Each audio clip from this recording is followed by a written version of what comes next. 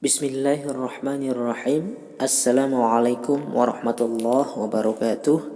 Alhamdulillah wassalatu wassalamu ala Rasulillah wa ala alihi wa sahbihi ajma'in.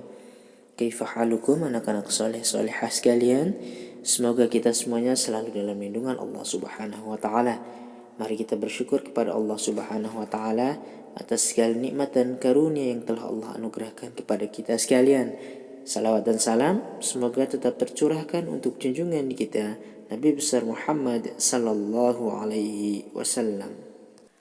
Kembali berjumpa dengan Ustadz ya. Pada pembelajaran tahsin pada semester genap ini kita akan mempelajari tentang mengenal bacaan tanwin. Nah, seperti apa maksud dari bacaan tanwin tersebut? Berikut penjelasan singkatnya.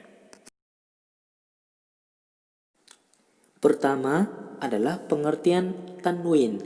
At-tanwin adalah harokat atau tanda baca yang dilambangkan dengan tulisan harokat berbaris dua pada tulisan Arab. Atau untuk menyatakan bahwa huruf pada akhir kata tersebut diucapkan double atau seolah bertemu dengan huruf nun sukun atau mati. Nah, di gambar bisa kita simak dan perhatikan seolah-olah pelafalan tanwin itu ada nun sukun atau mati. An, in, un. Jadi yang dilafalkan adalah seolah-olah ada nun sukun atau matinya. Selanjutnya adalah jenis-jenis tanwin. Pertama adalah fathatain atau tanwin fathah. Fathatain atau tanwin fathah adalah harokat yang bentuknya menyerupai dua garis miring kecil dan berada di atas suatu huruf Arab. Maka setiap huruf Arab yang mendapat harokat fathatain atau tanwin fathah maka dibaca atau berbunyi an. Contoh: an, ban, tan, than, jan. Jenis-jenis tanwin yang kedua adalah kasrotain atau tanwin kasroh. Kasrohtain atau tanwin kasroh adalah harokat yang bentuknya menyerupai dua garis miring kecil dan berada di bawah suatu huruf Arab. Maka setiap huruf Arab yang mendapat harokat kasrotain atau tanwin kasroh maka dibaca atau berbunyi in. Contoh: hin, khin, din, dhin, rin. Jenis tanwin yang ketiga adalah disebut dhammatain atau tanwin dhammah. Dhammatain atau tanwin dhammah adalah harokat yang tersusun dari dhammah dan nun mati serta ditulis di atas suatu huruf Arab. Maka setiap huruf Arab yang mendapat harokat dhammatain atau tanwin dhammah dibaca atau berbunyi un. Contoh: zun, sun, shun, sun, bun. Nah, berikutnya contoh bacaan tanwin. Kita akan mencoba mempraktekkan bacaan-bacaan huruf yang mengandung harokat tanwin. Nah, di sini sudah ditampilkan beberapa bacaan. Langsung saja kita mulai. A'udzu billahi minasy syaithanir rajim. Waladan, ahadan, amalan, rajulin, masadin, lahabin, rajulun, kutubun, malakun, nadhiran, alimatin, rajulun, haliman, kadhibatin, tahurun. Nah, demikianlah beberapa contoh bacaan yang mengandung huruf yang berharokat tanwin. Semoga bisa dimengerti dan bisa ditirukan contoh pelafalan bacaan-bacaan hurufnya. selanjutnya kita akan sedikit membahas tentang macam-macam hukum bacaan tanwin. Hukum tanwin sebenarnya sama dengan hukum nun sukun, di mana hukum ini berlaku jika tanwin atau nun sukun bertemu huruf-huruf hijaiyah tertentu, sehingga secara umum menimbulkan bentuk atau hukum bacaan baru.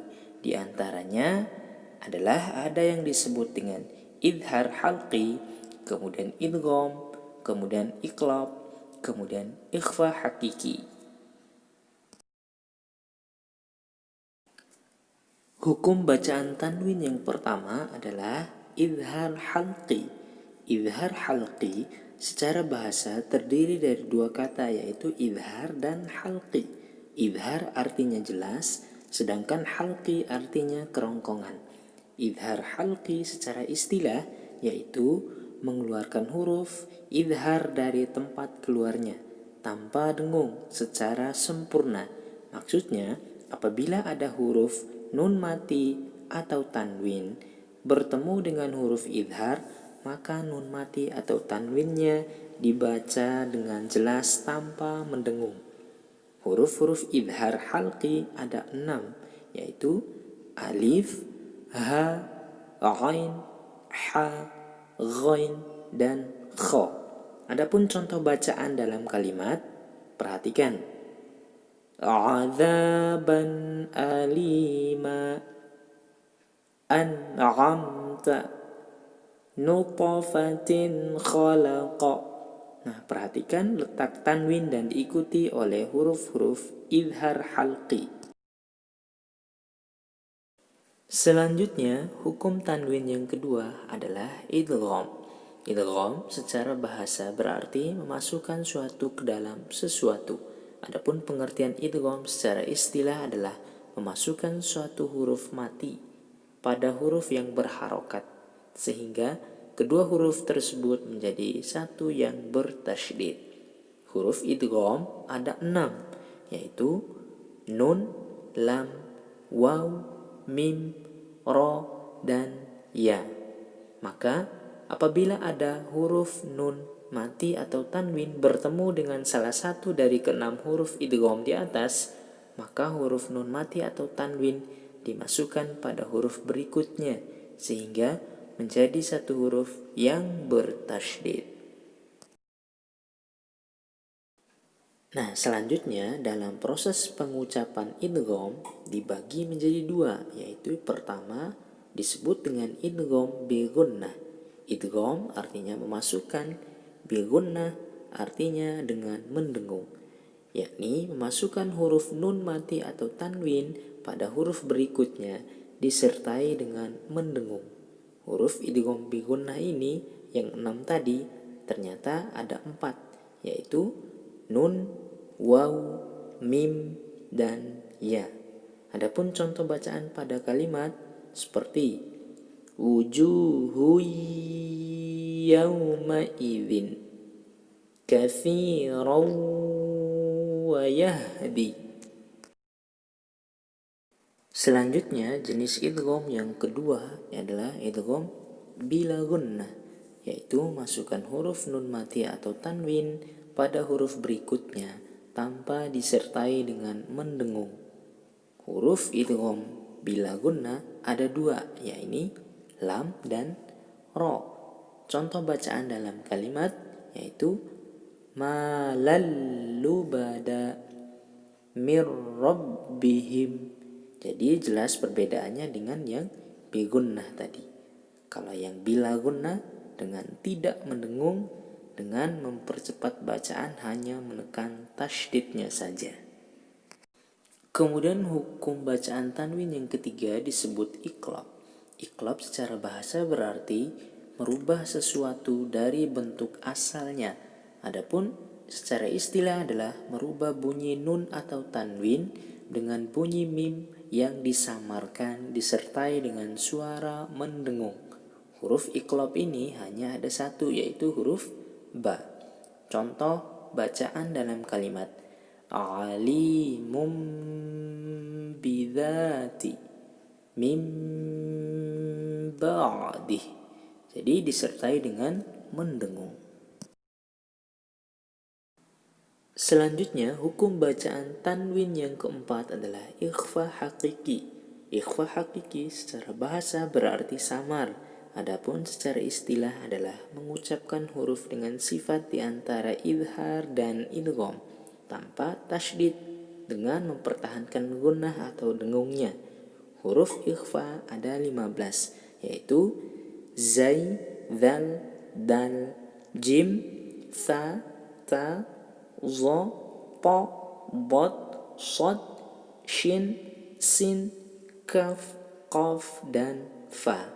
Adapun contoh bacaannya adalah ni'matun tamnuha man thaqulat bi khalqin jadida. Demikianlah penjelasan singkat tentang materi pembelajaran tentang tanwin. Semoga ada manfaatnya dan bisa difahami. Mari kita akhiri dengan subhanakallahumma wa bihamdika asyhadu an la ilaha illa anta astaghfiruka wa atubu ilaik. Wassalamualaikum warahmatullahi wabarakatuh.